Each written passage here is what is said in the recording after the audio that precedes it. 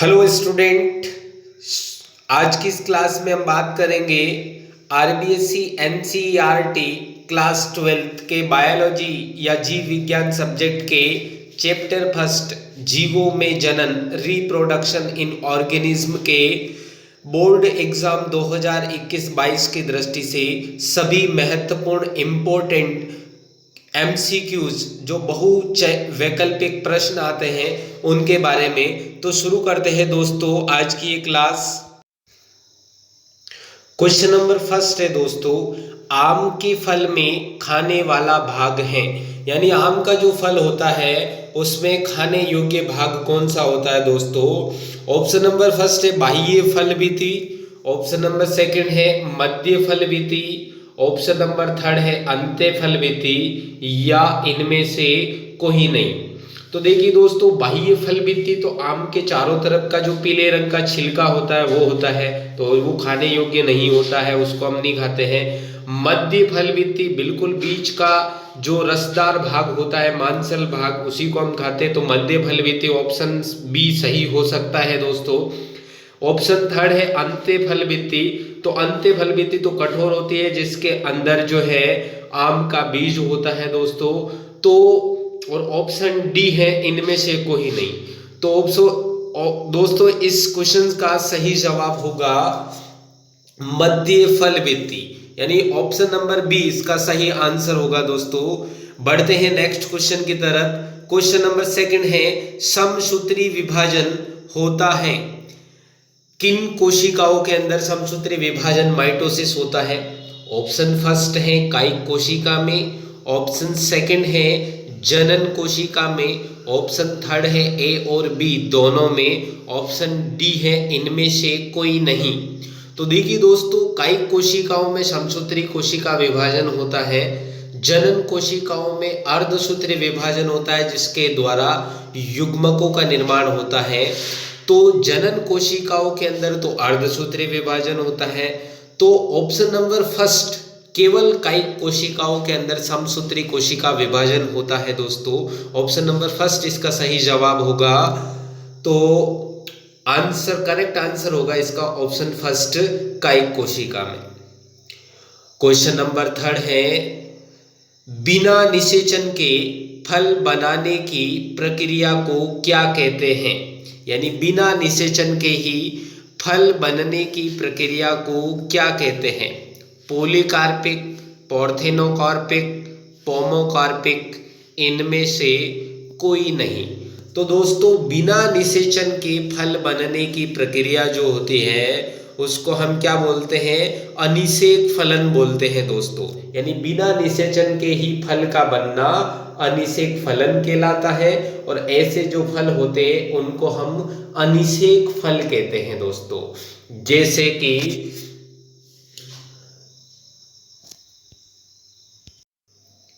जैसे कि केले के अंदर अनिषेक फलन के द्वारा फल का निर्माण होता है, तो अनिषेक फलन को इंग्लिश में दोस्तों कहते हैं parthenocarpic.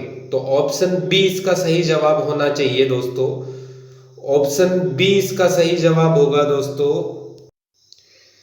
Yes, option B is the correct answer. Next question की तरफ बढ़ते हैं दोस्तों। क्वेश्चन नंबर फोर्थ है इनमें से किसमें आंतरिक निषेचन नहीं होता है। ऑप्शन फर्स्ट है पक्षी, तो दोस्तों पक्षियों के अंदर आंतरिक निषेचन ही होता है।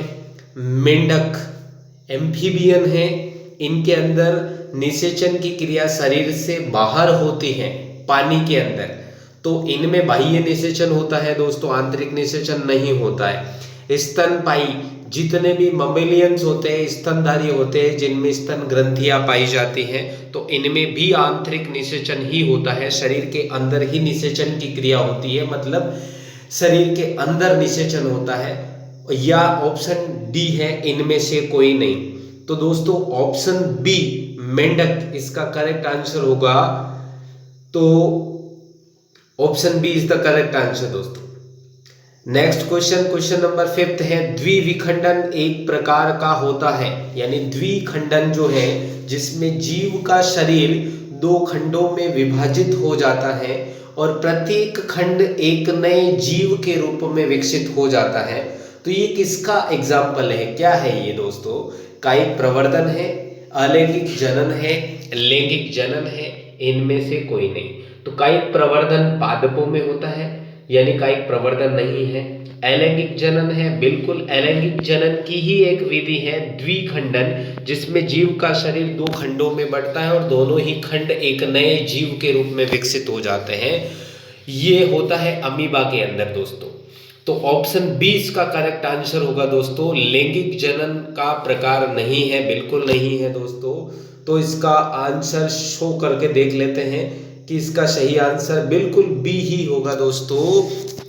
नेक्स्ट क्वेश्चन की तरफ बढ़ते हैं। इनमें से कौन अंडज है, यानी इनमें से ऐसा कौन सा प्राणी है जो अंडे देता है? ऑप्शन फर्स्ट है एकिडना, option second kangaroo, option third गाय, या इनमें से कोई नहीं। तो देखो दोस्तों, गाय भी एक स्तनधारी होता है, तो ये तो बच्चों को जन्म देता है, अंडज नहीं है। कंगारू भी एक स्तनधारी है जो अपरिपक्व शिशुओं को जन्म देता है, जिनको परिपक्व होने तक उदर भाग या पेट के नीचे जो मार्सुपियल्स नाम की थैली होती है उसमें ये रखता है। एकिडना एकमात्र ऐसा प्राणी है दिए गए ऑप्शंस में से जो अंडे देता है दोस्तों, यानी हमारा सही आंसर होगा दोस्तों option number first A, एकिडना। Seventh question है, इनमें से पूरे जीवन में एक ही बार पुष्पित होते हैं, यानी दिए गए जो चार ऑप्शंस हैं उनमें से ऐसा कौन सा ऑप्शन है जिसमें जीवन में केवल एक ही बार फूल आते हैं, पुष्प आते हैं? बांस ऑप्शन फर्स्ट दे रखा है, ऑप्शन सेकंड आम, ऑप्शन थर्ड दे रखा है सी ताड़, या ऑप्शन डी इनमें से कोई नहीं। तो देखिए दोस्तों, ऑप्शन फर्स्ट जो बांस है उनमें जीवन में एक ही बार पुष्प आते हैं दोस्तों। इंपॉर्टेंट क्वेश्चन है कि इनमें से कौन सा ऐसा ऑप्शन है दिए गए ऑप्शंस में से जिनमें जिंदगी में केवल एक ही बार पुष्प आते हैं? तो इसका सही जवाब होगा दोस्तों ऑप्शन फर्स्ट ए, बांस। नेक्स्ट क्वेश्चन है दोस्तों, निम्नांकित में कौन द्विगुणित है, यानी दिए गए जो ऑप्शंस हैं उनमें से द्विगुणित कौन सा ऑप्शन है? पराग यानी पराग कण, तो नर युग्मक होते हैं दोस्तों पराग कण, ये अगुणित होते हैं। अंड या अंड कोशिका, ये भी अगुणित होते हैं, ये मादा युग्मक होते हैं। ऑप्शन सी दे रखा ए तथा बी दोनों, तो बिल्कुल ये दोनों नहीं है दोस्तों। ऑप्शन डी दे रखा है युग्मनज, बिल्कुल युग्मनज या जाइगोट जो है नर युग्मक और मादा युग्मक का संलयन जब होता है, निषेचन की क्रिया होती है, तो उसके बाद युग्मनज बनता है। तो अगुणित नर के युग्मक और अगुणित ही मादा युग्मक अंड कोशिका के दोनों मिलकर द्विगुणित युग्मनज या जाइगोट बनता है। तो ऑप्शन डी इसका करेक्ट आंसर होगा दोस्तों युग्मनज।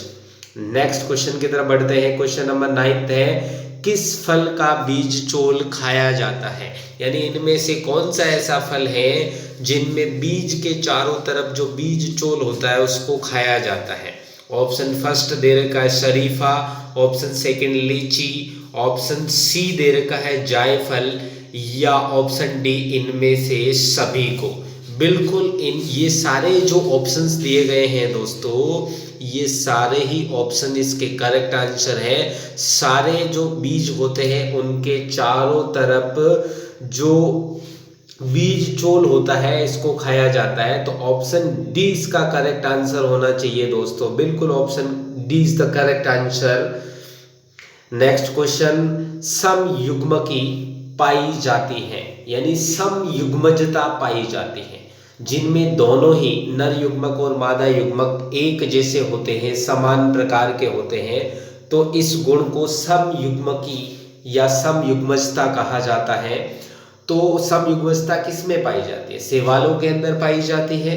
ऑप्शन बी है आवृत बीजी पादपों के अंदर, यानी एंजियोस्पर्म प्लांट के अंदर। सी ऑप्शन दे रखा है अनावृत बीजी यानी जिम्नोस्पर्म प्लांट्स के अंदर, या ऑप्शन डी इनमें से सभी।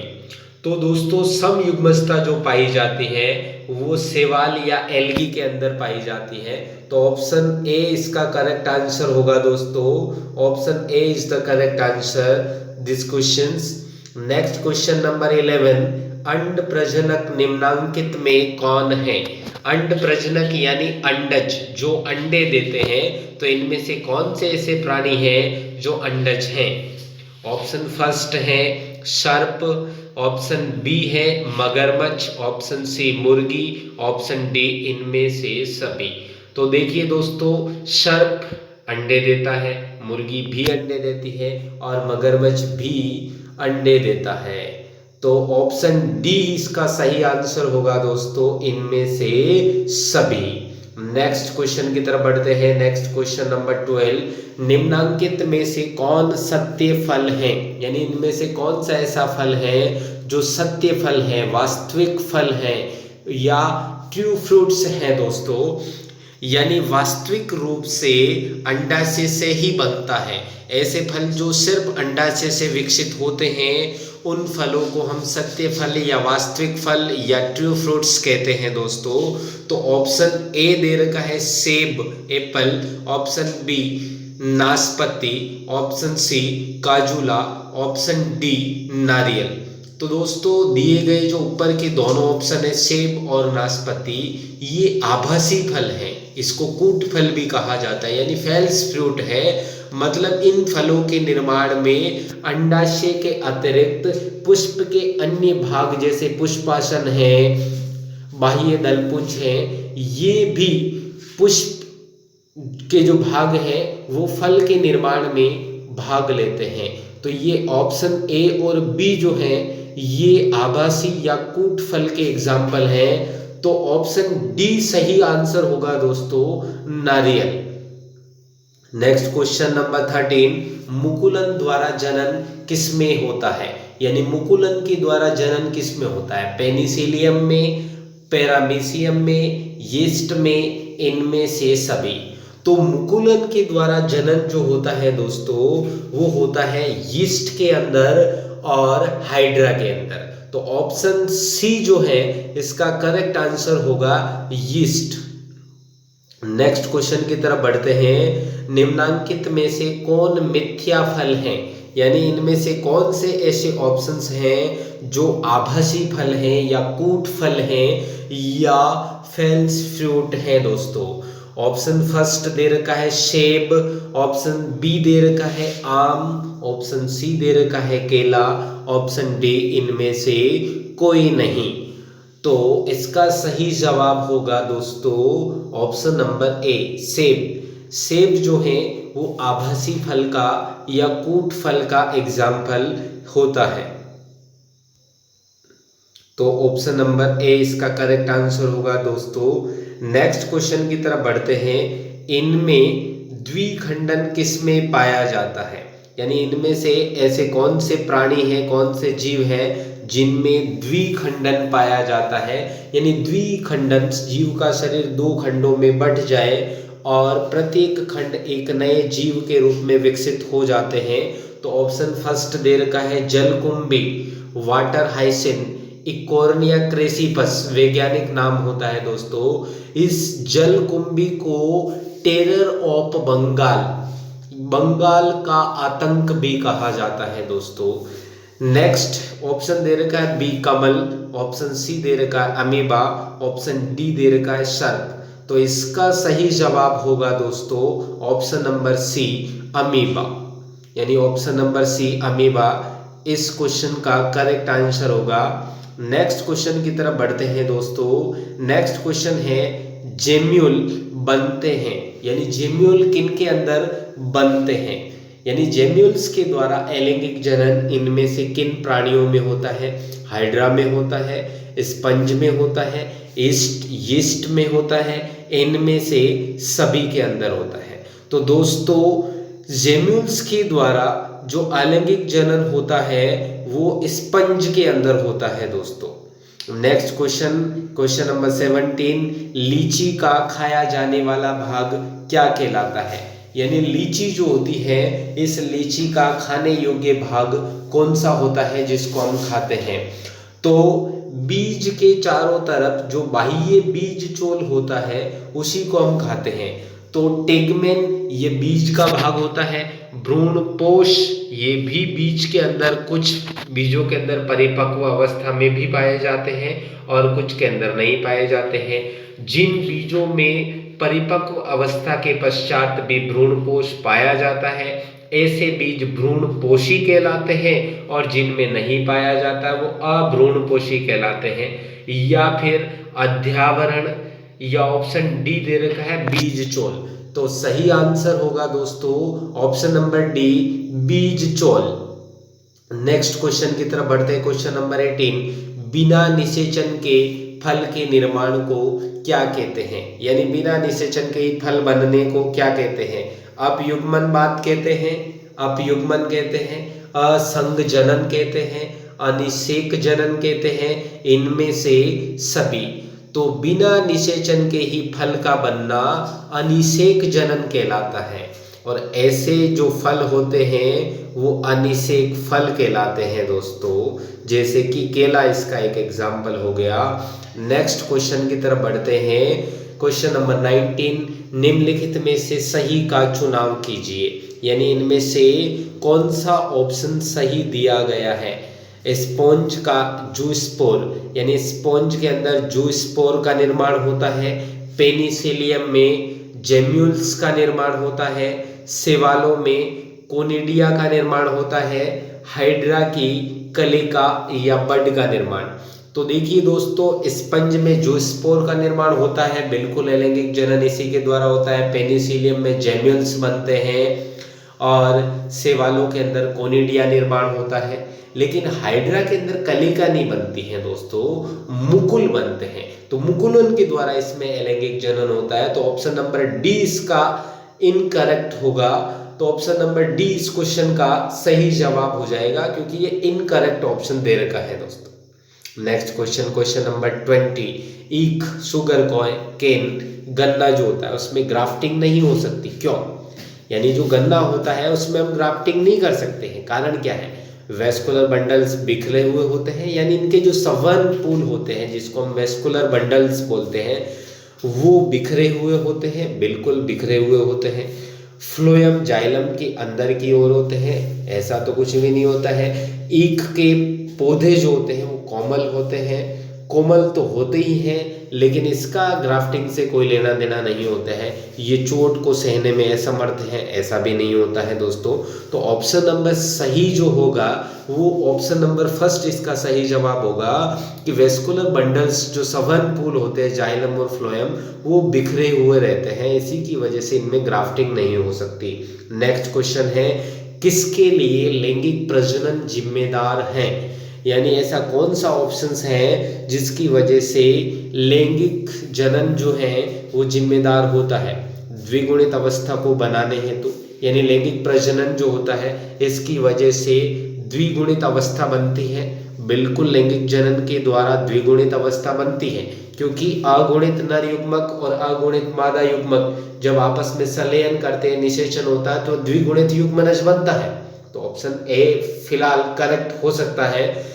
ऑप्शन सेकंड दे रखा है आइडेंटिकल यंग वंश के सृजन के लिए, कि किसी भी एक आदर्श, किसी एक उत्कृष्ट गुण सिर्फ एक ही पादप में लाने के लिए, तो ऐसा नहीं होता है।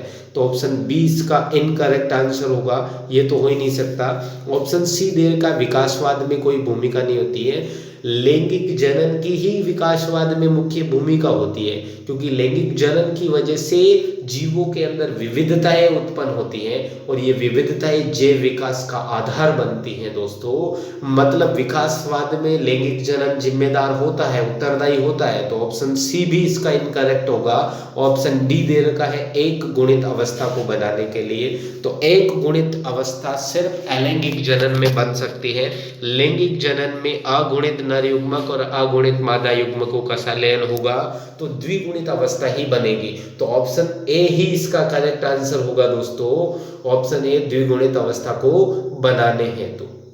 नेक्स्ट क्वेश्चन है, पुदीना जो मिंट होता है पुदीना, उसमें कायिक प्रवर्धन होता है। यानी कायिक प्रवर्धन कौन करता है?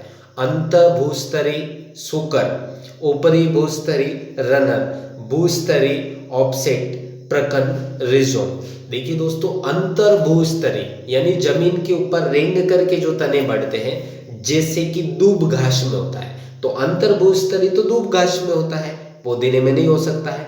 ऊपरी भूस्तरी यानी तने का कुछ हिस्सा जमीन के ऊपर रहेगा, कुछ हिस्सा जमीन के अंदर रहेगा। ऊपरी भूस्तरी रनर, बिल्कुल काई मतलब पुदीने के अंदर ऊपरी भूस्तरी तना जो होता है उसी के द्वारा कायिक प्रवर्धन होता है।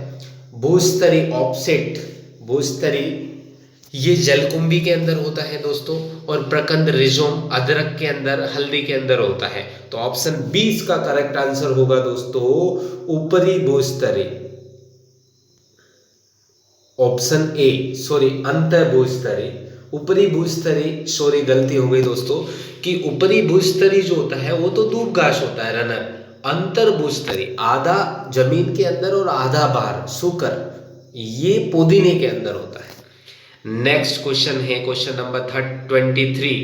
कुकर, डॉग का संभावित जीवन काल होता है, यानी कुत्ते का संभावित जीवन अवधि, लाइफ स्पान या जीवन काल कितना होता है। ऑप्शन ए दे रखा है 20 वर्ष, ऑप्शन बी 15 वर्ष, ऑप्शन सी 10 वर्ष, ऑप्शन डी 5 वर्ष।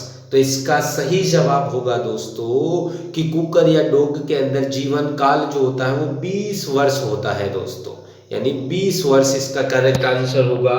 Next question, question number 24। साख को वृंत स्टॉक पर लगाया जाता है, इस प्रकार ग्राफ्ट किए गए वृक्ष के फल किस पर निर्भर करेंगे।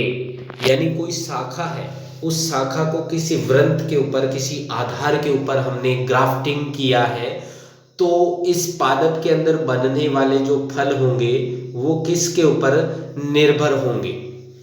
शाखा के ऊपर, बिल्कुल उस शाखा के ऊपर ही निर्भर करते हैं।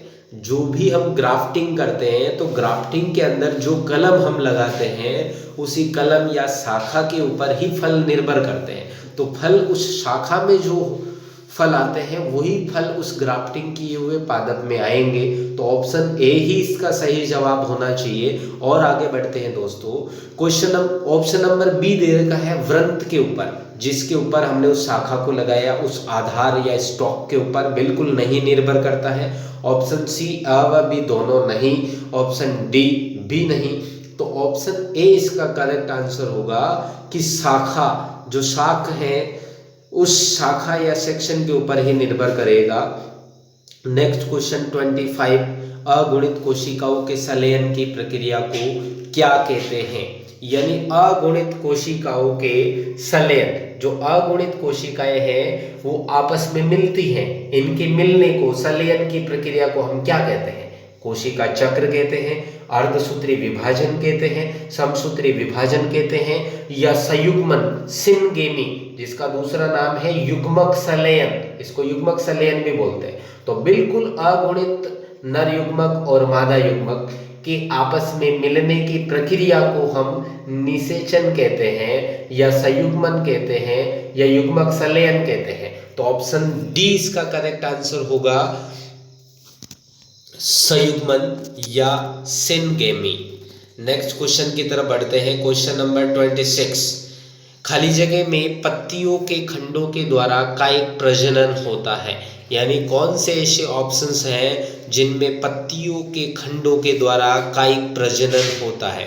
एगेव और कैलेंचोव के अंदर, एगेव के अंदर तो पत्रकंद या बुलबिल्स के द्वारा होते हैं, ऑप्शन ए तो हो ही नहीं सकता। ऑप्शन बी ब्रायोफिलम एवं कैलेंचॉय, ये संभावित है। इसी तरह ऑप्शन सी दे रखा है एस्पेरेगस एवं ब्रायोफिलम, और ऑप्शन डी दे रखा है क्राइसेंथियम एवं एगेव। तो इसका सही जवाब होगा दोस्तों ब्रायोफिलम एवं कैलेंचॉय, यानी ऑप्शन बी इसका करेक्ट आंसर होगा। Next question, question number 27। रात में खिलने वाले पुष्प जो होते हैं वो साधारणतः होते हैं, यानी जो पुष्प रात में खिलते हैं वो कैसे होते हैं। हल्के होते हैं? नहीं, हल्के तो नहीं होते हैं। ऑप्शन बी छोटे होते हैं, ऑप्शन सी चमकीले रंग के होते हैं, ऑप्शन डी गुच्छों में खिलते हैं। तो देखिए दोस्तों, जो पुष्प रात में खिलते हैं वो साधारणतः कैसे होते हैं, छोटे होते हैं। तो ऑप्शन बी इसका सही जवाब होगा, छोटे होते हैं। नेक्स्ट क्वेश्चन 28, उभयलिंगी प्राणी है, यानी इनमें से कौन से ऐसे प्राणी हैं जो उभयलिंगी है, मतलब जिनके अंदर नर जनन अंग भी उपस्थित होता है और मादा जनन अंग भी उपस्थित होते हैं। दोनों ही जनन अंग एक ही जीव के शरीर में, प्राणी के शरीर में पाए जाते हैं, जिनमें मेल फीमेल नहीं होता है, नर मादा नहीं होते हैं। तो ऑप्शन ए दे रखा है मुर्गी, ऑप्शन बी दे रखा है सांप, ऑप्शन सी ए व बी दोनों, ऑप्शन डी केचुआ। तो देखिए दोस्तों, ऑप्शन ए मुर्गी नहीं हो सकती, क्योंकि मुर्गे और मुर्गा मुर्गी अलग अलग होते हैं, मेल फीमेल इनमें होते हैं, सांप में भी होते हैं। ऑप्शन सी हो ही नहीं सकता। ऑप्शन डी केचुआ, फेरेटिमा पोस्थुमा, जिसको किसान का मित्र भी कहा जाता है, ये एक उभयलिंगी प्राणी होता है दोस्तों। ऑप्शन नंबर डी इसका करेक्ट आंसर होगा। उम्मीद करता हूं दोस्तों ये वीडियो आपको पसंद आ रहा होगा, तो वीडियो को लाइक करें और चैनल को सब्सक्राइब करें, अपने दोस्तों के साथ शेयर करें। बढ़ते नेक्स्ट क्वेश्चन की तरफ। क्वेश्चन नंबर 29, निम्न में से कौन द्विगुणित संरचना है? इनमें से कौन सी ऐसी संरचना है जो द्विगुणित होता है? ऑप्शन ए अंडाणु, ये तो मादा युग्मक होता है, अगुणित होता है। ऑप्शन बी दे रखा है शुक्राणु, ऑप्शन सी दे रखा है युग्मनज, ऑप्शन डी इनमें से सभी। तो देखिए दोस्तों, ऑप्शन ए अंडाणु मादा युग्मक जो होता है ये भी अगुणित होता है। ऑप्शन बी शुक्राणु, ये नर युग्मक होता है, ये भी अगुणित होता है। ऑप्शन सी दे रखा है युग्मनज, ये जाइगोट द्विगुणित, अंडाणु और शुक्राणु के संलयन से ही युग्मनज या जाइगोट का निर्माण होता है। तो ऑप्शन सी इसका करेक्ट आंसर होगा, युग्मनज या जाइगोट, ये द्विगुणित होता है। नेक्स्ट क्वेश्चन है, जन्म से लेकर प्राकृतिक मृत्यु के बीच की अवस्था को क्या कहते हैं? यानी कोई भी जीव जब जन्म लेता है तो उसके जन्म लेने से लेकर उसकी प्राकृतिक रूप से मृत्यु होती है, उसके बीच की जो अवधि है, अवस्था है, वो क्या कहलाती है? जीवन काल, जिसको जीवन अवधि भी कहते हैं, या अंग्रेजी में लाइफ स्पान इसको कहा जाता है। तो ऑप्शन ए दे रखा है जीवन काल, ऑप्शन बी दे रखा है जीवन चक्र, लाइफ साइकिल, ऑप्शन सी कायिक अवस्था, ऑप्शन डी इनमें से सभी। तो जन्म से लेकर के प्राकृतिक मृत्यु के बीच की अवस्था को जीवन काल या जीवन अवधि, लाइफ स्पान कहते हैं। तो ऑप्शन ए इसका करेक्ट आंसर होगा। नेक्स्ट क्वेश्चन, क्वेश्चन नंबर 31, आकारिकी तथा आनुवांशिकी रूप से समान जीवों को क्या कहते हैं? यानी ऐसे जीव जिनका आकार और आनुवांशिकी संगठन, आनुवांशिक संरचना बिल्कुल समान होते हैं एक दूसरे के, तो ऐसे जीवों को हम क्या कहते हैं? Option A clone, option B soma clone, option C कॉस्मेट्स, ऑप्शन डी साइब्रिड्स। तो जो आकारिकी और आनुवांशिक रूप से बिल्कुल हूबहू समान होते हैं, तो उन्हें हम क्या कहते हैं दोस्तों? क्लोन कहते हैं। यानी आकारिकी और आनुवांशिक रूप से समान जीवों को हम क्या कहते हैं? क्लोन। तो ऑप्शन ए इसका करेक्ट आंसर होगा। डियर स्टूडेंट्स, आप इन सभी इंपॉर्टेंट क्वेश्चंस को अपनी नोटबुक में नोट डाउन कर ले, ताकि एग्जाम के समय आप इन्हें फटाफट से रिवाइज कर सके, क्योंकि इतना समय आपके पास उस समय नहीं रहेगा कि आप बार बार इन वीडियो को देखें। इसीलिए क्वेश्चन उतारें और इसका सीधा जो करेक्ट आंसर है वही ऑप्शन आप उतार ले, बाकी 3 ऑप्शन आप छोड़ सकते हैं। नेक्स्ट क्वेश्चन है, अमीबा में प्रजनन किस प्रकार होता है? 32 नंबर क्वेश्चन है। कोनिडिया के द्वारा, कलिका के द्वारा, जेम्यूल्स के द्वारा, द्विविखंडन के द्वारा। तो कोनिडिया निर्माण अमीबा में नहीं होता है, कुछ शैवालों के अंदर होता है, पेनिसिलियम कवक में भी होता है। कलिका निर्माण, कलिका जो बनती है वो भी नहीं बनती है, कुछ पादपों के अंदर बनती है। जेम्यूल्स स्पंज में बनते हैं, तो ये भी नहीं होगा। ऑप्शन डी दे रखा है द्विखंडन, यानी अमीबा में जनन जो है वो द्विविखंडन या द्विखंडन विधि के द्वारा होता है, जिसमें अमीबा का शरीर किसी कारणवश 2 खंडों में बंट जाए तो प्रत्येक खंड एक नए अमीबा का निर्माण कर लेता है। तो तो ऑप्शन डी इसका करेक्ट आंसर होगा। नेक्स्ट क्वेश्चन है 33 नंबर, पेनिसिलियम में प्रजनन होता है। पेनिसिलियम कवक जो होता है उसमें प्रजनन होता है कलिका के द्वारा, विखंडन के द्वारा, जेम्यूल्स के द्वारा, कोनिडिया के द्वारा। तो कलिका के द्वारा भी नहीं होता है, विखंडन के द्वारा अभी हमने देखा है कि ये अमीबा के अंदर होता है,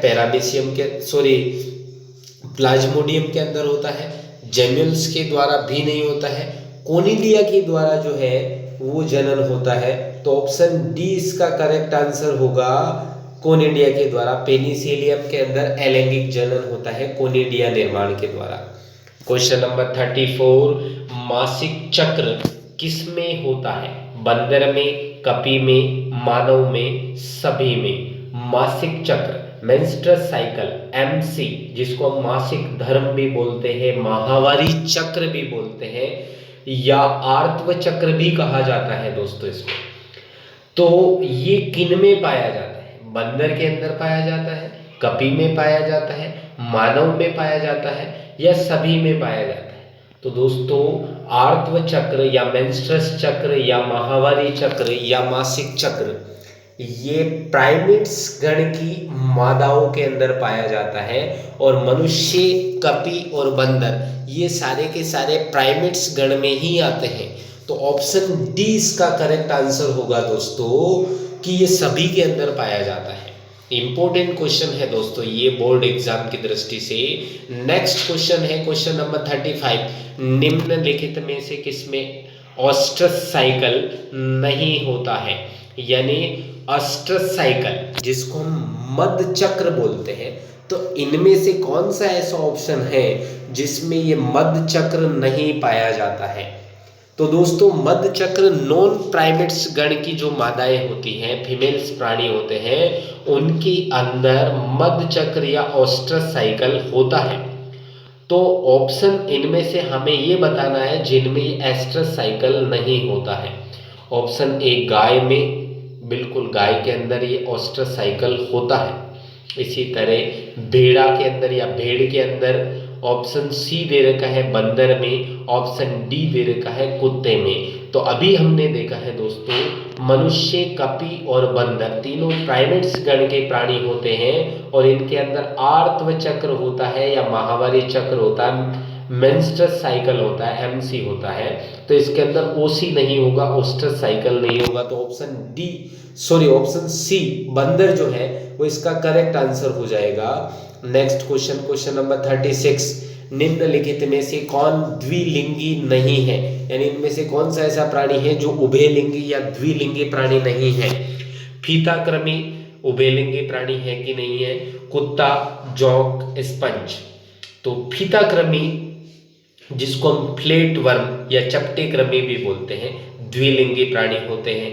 कुत्ता, इसके अंदर मेल फीमेल होते हैं, द्विलिंगी प्राणी नहीं होते हैं, यानी नर पशु और मादा पशु अलग अलग होता है कुत्ते के अंदर, तो ये द्विलिंगी प्राणी नहीं हुए। ऑप्शन सी जोंक, इसमें मेल फीमेल नहीं होते हैं, ये भी द्विलिंगी प्राणी है। स्पंज जो है ये भी द्विलिंगी प्राणी है। तो ऑप्शन बी इसका करेक्ट आंसर होगा, कुत्ता जो है वो एक लिंगी प्राणी होता है दोस्तों। क्वेश्चन नंबर 37, निम्नलिखित में से किसमें युग्मक स्थानांतरण के लिए जल की आवश्यकता नहीं होती है? यानी युग्मकों के स्थानांतरण के लिए जल की आवश्यकता किन में नहीं होती है? यानी जिनमें निषेचन जल की बिना हेल्प के होता है। ऑप्शन फर्स्ट दे रखा है सेवाल, शिकागो के अंदर। तो सेवाल के अंदर तो युग्मकों के स्थानांतरण के लिए जल की आवश्यकता होती है। ऑप्शन बी ब्रायोफाइट्स के अंदर। ऑप्शन सी दे रखा है टेरिडोफाइट्स के अंदर। Option D gymnosperm. तो ब्रायोफाइटा के जो पादप होते हैं ये पानी के अंदर ही पाए जाते हैं, और इनके युग्मक जो होते हैं ये भी जल के माध्यम से ही एक जगह से दूसरी जगह तक पहुंचते हैं। ऑप्शन सी दे रखा है टेरिडोफाइट्स, इसके भी कुछ पादप जल में होते हैं, कुछ तल पे भी होते हैं या जल के किनारों पे होते हैं। तो इनमें भी युग्मकों के स्थानांतरण के लिए जल की आवश्यकता होती है। लेकिन जो जिम्नोस्पर्म पादप होते हैं, जिनको हम नग्न बीजी या अनावृत बीजी पादप भी कहते हैं, इनके अंदर युग्मकों के स्थानांतरण के लिए जल की आवश्यकता नहीं होती है। तो ऑप्शन डी इसका करेक्ट आंसर होगा दोस्तों। नेक्स्ट क्वेश्चन, क्वेश्चन नंबर 38, भ्रूण के विकास की क्रिया को क्या कहते हैं? यानी भ्रूण के विकास की या भ्रूण के बनने की जो प्रक्रिया है उसको हम क्या कहते हैं? Vivipary, parthenogenesis, embryogenesis, sporogenesis. तो हमें पता है दोस्तों, भ्रूण के विकास की प्रक्रिया को हम क्या कहते हैं? भ्रूणोद्भवन कहते हैं। भ्रूणोद्भवन, जिसको अंग्रेजी में हम बोलते हैं एम्ब्रियोजेनेसिस, यानी भ्रूण के विकास की प्रक्रिया को हम क्या कहते हैं? भ्रूणोद्भवन या एम्ब्रियोजेनेसिस कहते हैं। तो ऑप्शन सी इसका करेक्ट आंसर होगा दोस्तों, embryogenesis. Next question, question number 39, युग्मक के संचयन को क्या कहते हैं? यानी युग्मकों के संचयन को हम क्या कहते हैं? परागण कहते हैं, सिनगेमी कहते हैं, पार्थेनोजेनेसिस कहते हैं, या फिर स्पोरोजेनेसिस कहते हैं दोस्तों। तो इसका जो सही जवाब होगा दोस्तों वो होगा सिनगेमी, जिसको हम युग्मक संलयन बोलते हैं। यानी युग्मक संलयन, युग्मकों के मिलने को युग्मक संलयन या निषेचन या सिनगेमी भी हम कहते हैं। नेक्स्ट क्वेश्चन, क्वेश्चन नंबर 40, इनमें से कौन एक लिंगी नहीं है? यानी इनमें से कौन सा ऐसा प्राणी है जो एक लिंगी नहीं है, यानी द्विलिंगी या उभयलिंगी है? तिलचट्टा या कॉकरोच, ऑप्शन बी कुत्ता, ऑप्शन सी गाय, ऑप्शन डी केचुआ। तो दोस्तों तिलचट्टे के अंदर भी मेल फीमेल होते हैं, कुत्ते में भी होते हैं, गाय में भी होते हैं, यानी नर और मादा प्राणी अलग अलग होते हैं, लेकिन केचुआ एक उभयलिंगी प्राणी होता है। तो ऑप्शन डी इसका करेक्ट आंसर हो जाएगा। नेक्स्ट क्वेश्चन है क्वेश्चन नंबर 41 मानव युग्मक में गुणसूत्रों की संख्या है। देखिए दोस्तों, अधिकांश इस प्रकार के क्वेश्चंस जो हमें आते हैं वही हम गलत करके आ जाते हैं जल्दबाजी में। तो इस क्वेश्चन को समझने का आप प्रयास करें। मानव में गुणसूत्र नहीं पूछे हैं, मानव युग्मकों के अंदर गुणसूत्रों की संख्या पूछी है दोस्तों। तो युग्मक, जो नर युग्मक और मादा युग्मक होते हैं, उनमें गुणसूत्र कितने होते हैं? 21 होते हैं, 23 होते हैं, 44 होते हैं या 46 होते हैं। हमें पता है कि मनुष्य में गुणसूत्रों की संख्या 46 होती है, लेकिन नर युग्मक और मादा युग्मक अगुणित होते हैं और इनमें गुणसूत्रों की संख्या आधी होती है। यानी कितने गुणसूत्र होंगे युग्मकों में? 23 गुणसूत्र होंगे। तो ऑप्शन 20 का सही जवाब होगा। नेक्स्ट क्वेश्चन, किसमें आंतरिक निषेचन होता है? यानी ऐसा कौन सा प्राणी है जिनमें शरीर के अंदर निषेचन की क्रिया होती है? मछलियों में नहीं, जल के अंदर होती है। शरीर के बाहर निषेचन की क्रिया होती है। ऑप्शन बी उभयचर, ऑप्शन सी शैवाल, ऑप्शन डी आवृत बीजी। तो ऑप्शन बी उभयचर जो होते हैं इनके अंदर भी, जैसे कि मेंढक वगैरह होते हैं, उनके अंदर भी निषेचन की क्रिया पानी के अंदर ही होती है। इसी तरह शैवाल जो होते हैं उनके अंदर भी निषेचन जो होता है वो शरीर के बाहर ही पानी के अंदर जलीय माध्यम में ही संपन्न होता है। लेकिन जो आवृत बीजी पादप होते हैं, एंजियोस्पर्म प्लांट, जिनके अंदर निषेचन की क्रिया जो है वो पुष्प के अंडाशय के अंदर या बीजांड के अंदर संपन्न होती है और दोहरा निषेचन होता है, डबल फर्टिलाइजेशन होता है, दोहरा निषेचन होता है। तो पहला जो निषेचन होता है उसके फलस्वरूप भ्रूण का निर्माण होता है और दोहरा जो दूसरा निषेचन होता है, दो द्वितीयक केंद्रक जो सेंटर में होते हैं द्विगुणित और एक नर युग्मक के संलयन से त्रिगुणित प्राथमिक भ्रूणपोष केंद्रक बनता है, जो कि भ्रूण को पोषण प्रदान करने का काम करता है। तो इसका ऑप्शन सही होगा डी, आवृत बीजियों के अंदर या एंजियोस्पर्म के अंदर। नेक्स्ट क्वेश्चन है, निषेचन तक की क्रिया में ओव्यूल विकसित होकर बीज बनता है, जबकि कार्पल से क्या बनता है? यानी निषेचन जो होता है उस क्रिया में ओव्यूल जो होता है वो विकसित होकर के बीज बनता है। ओव्यूल मतलब बीजांड, बीजांड जो होता है वो निषेचन के पश्चात बीज में बदल जाता है। तो जो कार्पल्स होता है वो क्या बना लेता है? मतलब बीजांड के चारों तरफ जो अध्यावरण होते हैं वो किसका निर्माण करते हैं? तो बीज के चारों तरफ का आवरण जिसको हम बीज चोल बोलते हैं, इस बीज चोल को ही इंग्लिश में हम क्या कहते हैं दोस्तों, पेरिकार्प कहते हैं। पेरिकार्प यानी बीज के चारों ओर का आवरण पेरिकार्प कहलाता है, तो बीज चोल में बदल जाता है। नेक्स्ट क्वेश्चन 44, निम्नलिखित में से कौन अंडज नहीं है, यानी इनमें से कौन सा ऐसा ऑप्शन है जो अंडज नहीं है, अंडे नहीं देता है। सर्प अंडे देता है, मुर्गी भी अंडे देती है, घड़ियाल ये भी सांप के जैसा ही प्राणी है, ये भी अंडे देता है। मानव अंडे नहीं देता है, शिशुओं को जन्म देता है। तो मानव जो है वो जरायुज है, अंडज नहीं होता है, जरायुज है दोस्तों।